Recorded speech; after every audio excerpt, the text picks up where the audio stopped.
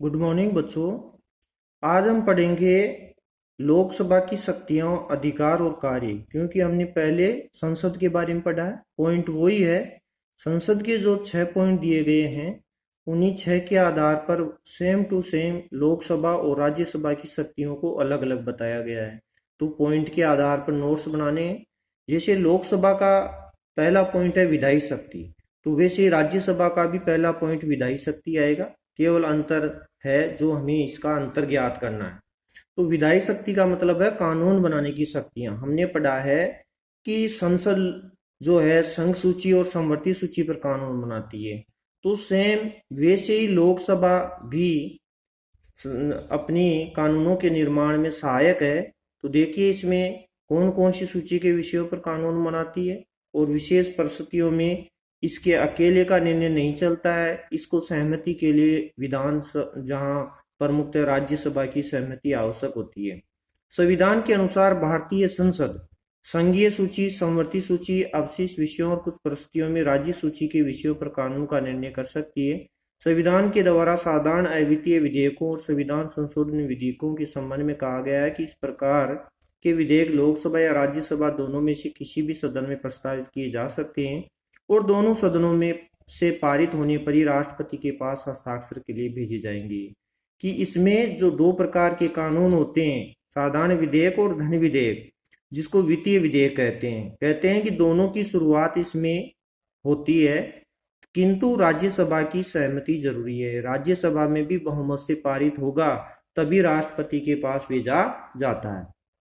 वित्तीय शक्ति के संबंध में बताया गया है कि धन विधेयक केवल राज्यसभा में संचालित न होकर के बल्कि विधान इस हमारी लोकसभा में ही संचालित होता है वित्त विधेयक। तो वित्त विधेयक यहाँ से संचालित होने के बाद में राज्यसभा को केवल इतनी शक्ति दी गई है कि वो 14 दिन तक उसको देख सकती है और 14 दिन बाद पर उसको वापस लौटाना पड़ता है। भारतीय संविधान द्वारा वित्तीय क्षेत्र के संबंध में शक्ति लोकसभा को ही दी गई है। अब लोकसभा को ही प्रदान की गई है कि वो शक्ति किस प्रकार लोकसभा को दी गई है, जिसके संबंध में लोकसभा को प्रदान की गई है। और इस संबंध में राज्यसभा की स्थिति बहुत गौण है। अनुच्छेद 109 के अनुसार धन विधेयक लोकसभा में ही प्रस्तावित किए जा सकते हैं। कि विधेयक दो प्रकार के होते हैं, साधारण विधेयक और वित्तीय विधेयक। साधारण विधेयक और वित्तीय विधेयक। वित्तीय विधेयक को हम धन विधेयक भी कह सकते हैं। राज्यसभा में प्रस्तावित नहीं होता है धन विधेयक। लोकसभा से पारित होने के बाद धन विधेयक राज्यसभा में भेजा जाता है। राज्यसभा के लिए आवश्यक है कि उसे धन विधेयक की प्राप्ति की तिथि से 14 दिन के अंदर अंदर विधेयक लोकसभा को लौटा देना होगा। राज्यसभा विधेयक में संशोधन के लिए सुझाव दे सकती है, लेकिन उन्हें स्वीकार करना न करना लोकसभा की इच्छा पर निर्भर करता है। कि उसको जो भी किसी प्रकार का परिवर्तन करना चाहती है तो राज्यसभा केवल सलाह दे सकती है, किंतु उसमें परिवर्तन करे या न करे ये लोकसभा पर निर्भर करता है। फिर है कार्यपालिका में नियंत्रण की शक्ति। तो भारतीय संविधान के द्वारा संस्थात्मक व्यवस्था की स्थापना की गई है। तो संविधान के अनुसार संघीय कार्यपालिका अर्थात मंत्रिमंडल संसद के प्रति उत्तरदायी होता है। मंत्रिमंडल केवल उसी समय तक अपने पद पर रहता है जब तक इससे लोकसभा का विश्वास प्राप्त हो। कि अगर लोकसभा के पास बहुमत नहीं है, 272 प्लस सीटें नहीं है, तो मंत्री पद भी अपने आप स्वतः ही हटे जाते हैं। संविधान में संशोधन संबंधी शक्ति। कि संविधान में परिवर्तन करना है तो अनुच्छेद 368 में विशेष शक्ति दी गई है लोकसभा को, किंतु उसके लिए सहमति आवश्यक है राज्यसभा और विधानसभाओं की। तो देखिए, लोकसभा को राज्यसभा के साथ मिलकर ही संविधान में संशोधन परिवर्तन का अधिकार भी प्राप्त है। संविधान के अनुच्छेद 368 के अनुसार संविधान में अधिकांश भाग में संशोधन का कार्य अकेली संसद के द्वारा ही किया जाता है। कि संविधान में कोई साधारण संशोधन करने हैं तो अकेली संसद यानी राज्यसभा मिलकर के दोनों करती है। फिर है निर्वाचन मंडल के रूप में। कि ये जो सांसद होते हैं, लोकसभा के जो सदस्य होते हैं, किन किन को वोट देते हैं।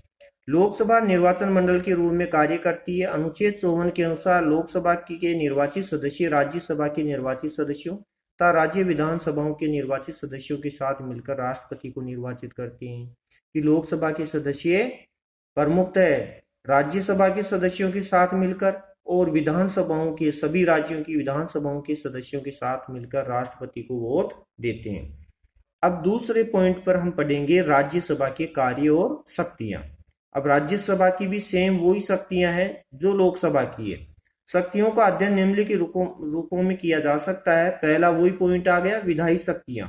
लेकिन विधायी शक्ति में हम वही पढ़ेंगे कि राज्यसभा में केवल साधारण विधेयक की ही शुरुआत की जा सकती है, वित्तीय विधेयक की शुरुआत नहीं की जा सकती। तो देखिए, लोकसभा के साथ साथ राज्यसभा के विधि निर्माण संबंधी कार्य करती है। संविधान के द्वारा अवित्तीय विधेयकों के संबंध में लोकसभा और राज्यसभा दोनों को बराबर शक्तियां प्रदान की गई है कि कोई भी अवित्तीय विधेयक है, अवित्तीय का मतलब साधारण विधेयक, साधारण विधेयक पर कानून बनाने हैं तो लोकसभा अकेली नहीं बल्कि राज्यसभा की समान बराबर शक्ति प्राप्त है। तो राज्यसभा को लोकसभा के बराबर शक्ति दी गई है साधारण विधेयक में, यानी अवित्तीय विधेयक में। संविधान में संशोधन की शक्ति कि अकेली लोकसभा संशोधन नहीं कर सकती, उसके लिए राज्यसभा की सहमति जरूरी है। संविधान संशोधन के संबंध में राज्यसभा को लोकसभा की समान शक्ति प्राप्त है।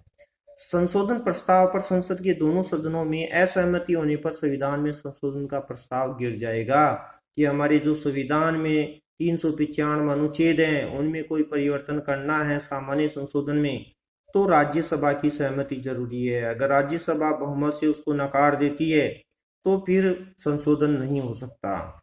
वित्तीय शक्ति, धन के संबंध में केवल धन विधेयक लोकसभा में ही पारित हो सकता है, राज्यसभा उसकी शुरुआत नहीं कर सकती। राज्यसभा को कुछ वित्तीय शक्ति प्राप्त है, यद्यपि वित्तीय शक्ति केवल इतनी प्राप्त है कि वह 14 दिन तक विधेयक को अपने पास रख सकती है। इस संबंध में संविधान द्वारा राज्यसभा को लोकसभा की तुलना में निर्बल स्थिति प्रदान की गई है। संविधान के अनुसार धन विधेयक पहले लोकसभा में ही प्रस्तावित किए जाएंगे, लोकसभा में स्वीकृत होने पर धन विधेयक राज्यसभा में भेजे जाएंगे, जिसके द्वारा अधिक से अधिक 14 दिन तक इसे विलंब कर सकती है, अपने पास रख सकती है और अपने पास रख करके उस पर किसी प्रकार का विचार कर सकती है। विधेयक पर विचार किया जा सकेगा। राज्यसभा धन विधेयक के संबंध में अपने सुझाव लोकसभा को दे सकती है, लेकिन यह लोकसभा की इच्छा पर निर्भर है कि उन प्रस्तावों को माने या नहीं माने। फिर है कार्यपालिका संबंधी शक्ति कि कार्यपालिका के रूप में क्या क्या व्यवस्था करती है राज्यसभा। तो सारे जो मंत्रिमंडल के हैं सामूहिक रूप का उत्तरदायित्व तो राज्यसभा पर ही निर्भर करता है। संसदात्मक शासन व्यवस्था में मंत्रिपरिषद संसद के लोकप्रिय सदन के प्रति उत्तरदायी होती है, अतः भारत में भी मंत्रिपरिषद लोकसभा के प्रति सामूहिक रूप से उत्तरदायी है, राज्यसभा के प्रति नहीं। राज्यसभा के सदस्य मंत्रियों से प्रसन्नतापूर्व प्रश्न पूछ सकते हैं और उनकी आलोचना भी कर सकते हैं, परंतु इन्हें अविश्वास प्रस्ताव द्वारा मंत्रियों को हटाने का अधिकार नहीं है। केवल यही है कि राज्यसभा के सदस्य मंत्रियों से प्रश्न पूछ सकते हैं, आलोचना कर सकते हैं, किंतु वह मंत्रियों को हटा नहीं सकते।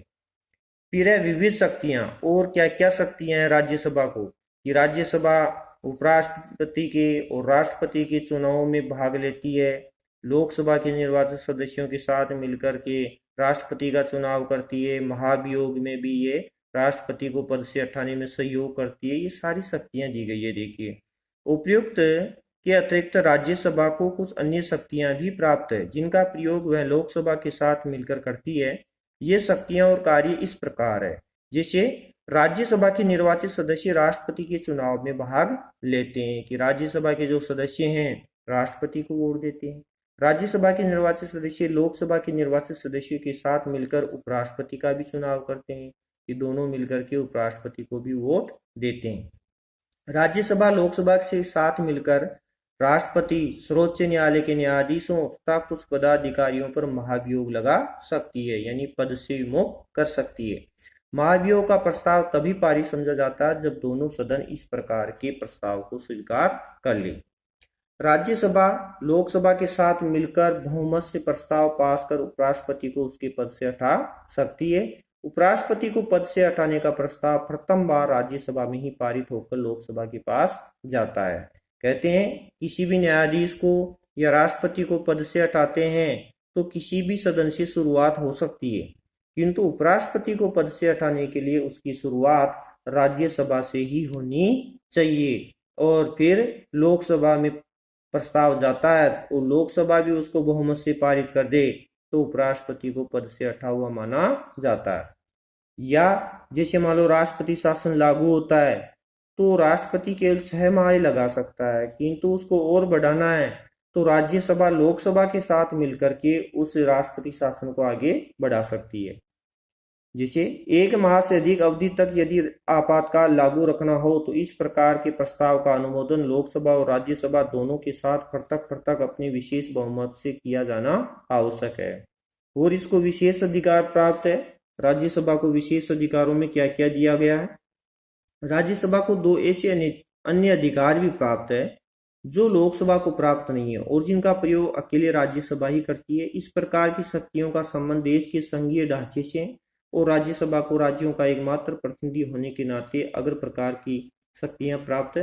अनुच्छेद 249 के अनुसार राज्यसभा उपस्थित और मतदान में भाग लेने वाले सदस्यों के 2/3 बहुमत से राज्य सूची के किसी भी विषय को राष्ट्रीय महत्व का विषय घोषित कर सकता है। इसके द्वारा उस राज्य सूची के विषयों पर कानून बनाने का अधिकार संसद को मिल जाता है।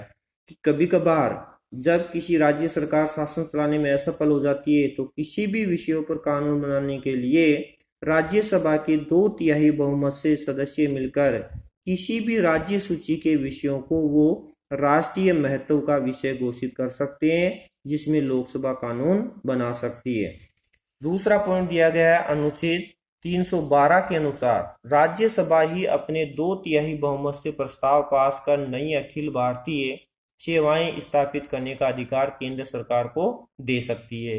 तो ये प्रमुख अनुच्छेद 368, अनुच्छेद 249 और अनुच्छेद 312 की विशेष शक्तियां केवल राज्यसभा को ही प्राप्त है। ये तो था हमारे लोकतंत्र का पहला अंग या हमारी केंद्र सरकार का पहला अंग व्यवस्थापिका। अब व्यवस्थापिका में ये जो पद दिए गए हैं, इनकी शक्तियां दी गई है, ये भी महत्वपूर्ण है। अब अपने केंद्र सरकार का दूसरा पद है कार्यपालिका। कार्यपालिका के अंतर्गत कि प्रमुख कौन कौन से पद होते हैं? राष्ट्रपति, उपराष्ट्रपति, प्रधानमंत्री और मंत्रिपरिषद। ये 4 पद हैं जो कार्यों का संचालन करते हैं। पहला हम पढ़ेंगे राष्ट्रपति कि राष्ट्रपति क्या क्या कार्य करता है। भारतीय संविधान के अनुच्छेद 52 में यह उपबंध है कि भारत का एक राष्ट्रपति होगा। हमारे अनुच्छेद 52 में बात लिख दी गई है कि देश के लिए एक राष्ट्रपति का निर्माण होगा। अनुच्छेद 53 में इसे और लिखा है कि संघ की कार्यपालिका शक्ति राष्ट्रपति में निहित होगी तथा वह इसका प्रयोग संविधान के अनुसार स्वयं अथवा अधीनस्थ अधिकारियों द्वारा करेगा। इस प्रकार संघीय कार्यपालिका में राष्ट्रपति, उपराष्ट्रपति, प्रधानमंत्री, मंत्रिपरिषद व भारत का महान्यायवादी होगा। ये प्रमुख पद बताए गए हैं जो कार्यपालिका को संचालित करेंगे। पहला व्यक्ति होगा राष्ट्रपति, फिर उसका सहयोगी उपराष्ट्रपति और देश का शासन चलाने के लिए प्रधानमंत्री और उसकी सहयोगी मंत्रिपरिषद और भारत का महान्यायवादी जो प्रमुख बताया है। राष्ट्रपति कार्यपालिका का औपचारिक प्रधान होगा और प्रधानमंत्री सहित मंत्रिपरिषद कार्यपालिका का वास्तविक प्रधान होगा। कि हमारे कार्यों को संचालन करने के लिए जो राष्ट्रपति है वो औपचारिक प्रधान है और प्रधानमंत्री सहित मंत्रिपरिषद कार्यपालिका का वास्तविक प्रधान है। कि हमारे प्रधानमंत्री और मंत्रिपरिषद शासन चलाते हैं। भारतीय संघ की कार्यपालिका के प्रधान को राष्ट्रपति कहा गया है। भारत में ब्रिटेन जैसी संसदात्मक व्यवस्था को अपनाया गया है कि ब्रिटेन में भी संसद के द्वारा शासन चलता है तो भारत में भी संसद के द्वारा शासन चलता है, जिसके अंतर्गत कार्यपालिका का एक संवैधानिक प्रधान होता है और दूसरा वास्तविक प्रधान। राष्ट्रपति भारतीय संघ की कार्यपालिका का वैधानिक प्रधान है और भारतीय संघ में उसकी स्थिति ब्रिटिश साम्राज्य जैसी होती है। तो यहाँ हमारे राष्ट्रपति केवल कार्यपालिका का वैधानिक प्रधान है, केवल कानूनों पर हस्ताक्षर करता है और उसकी स्थिति बताई गई है जैसे ब्रिटेन का जो सम्राट होता है उसकी तरह ही हमारे भारत का राष्ट्रपति होता है। राष्ट्रपति पद के लिए योग्यताएं, कौन बन सकता है राष्ट्रपति? तो देखिए, राष्ट्रपति बनने के लिए योग्यताएं वही होती है जो प्रमुख लोकसभा और राज्यसभा की दी गई थी, किंतु उसमें आयु का अंतर है। किसी भी राष्ट्रपति और उपराष्ट्रपति को पद के लिए कम से कम आयु 35 वर्ष या उससे अधिक होनी चाहिए। तो देखिए, संविधान में राष्ट्रपति के पद पर निर्धारित होने की व्यक्ति के लिए निम्नलिखित योग्यता निश्चित की गई है। वह भारत का नागरिक 35 वर्ष की आयु पूरी कर चुका हो, वह लोकसभा का सदस्य निर्वाचित होने की योग्यता रखता हो। लोकसभा का सदस्य निर्वाचित होने की योग्यता का अर्थ हो गया कि वो भारत का नागरिक के साथ साथ किसी पागल या दिवालिया नहीं होना चाहिए, किसी भी सरकार के लाभकारी पद पर नहीं होना चाहिए, केंद्र सरकार या राज्य सरकार की सरकारी नौकरी नहीं होना चाहिए। वो सारी योग्यताएं आ गई। इसके अतिरिक्त ऐसा कोई भी व्यक्ति जो भारत सरकार, राज्य सरकार या किसी स्थानीय सरकार के अंतर्गत पदाधिकारी हो या लाभ का पद धारण किए हो तो राष्ट्रपति पद का उम्मीदवार नहीं हो सकता। यानी सरकारी नौकरी, चाहे वह केंद्र सरकार की हो या राज्य सरकार के विषयों की कोई नौकरी कर रहा व्यक्ति है, वो राष्ट्रपति नहीं बन सकता। राष्ट्रपति भारतीय संसद तथा राज्यों के विधानमंडल में किसी सदन का सदस्य नहीं होगा और वह किसी भी प्रकार से, चाहे संसद का सदस्य हो या राज्यों की विधान मंडल का सदस्य हो, उनका सदस्य नहीं हो सकता। उनका सदस्य होगा तो वह भी राष्ट्रपति नहीं बन सकता। अगर राष्ट्रपति बनना है तो उनको उनकी सदस्यता से अपना पद त्याग करना पड़ेगा।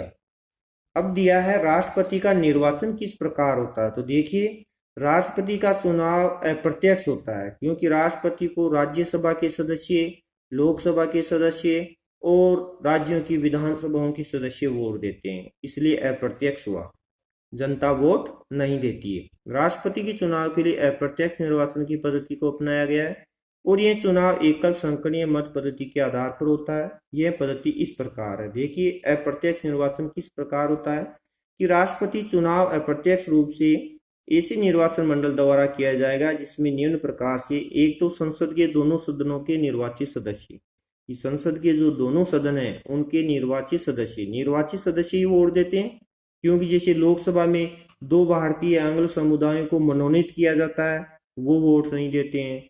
और राज्यसभा में राष्ट्रपति के द्वारा 12 सदस्य मनोनीत किए जाते हैं, वो भी राष्ट्रपति को वोट नहीं देते हैं क्योंकि वो मनोनीत होते हैं और जो निर्वाचित होते हैं वो सदस्य ही वोट दे सकते हैं।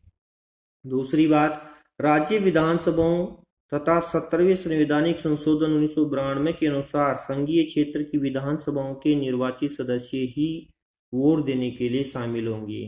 तो वही बात आती है अपने विधानमंडल के लिए। विधानमंडल में और संघीय क्षेत्र में, जैसे संघीय क्षेत्र प्रमुखतः विधानसभा है नई दिल्ली में, तो दिल्ली केंद्र शासित प्रदेश है, जम्मू कश्मीर केंद्र शासित प्रदेश है, इन दोनों में विधानसभाएं हैं, तो वे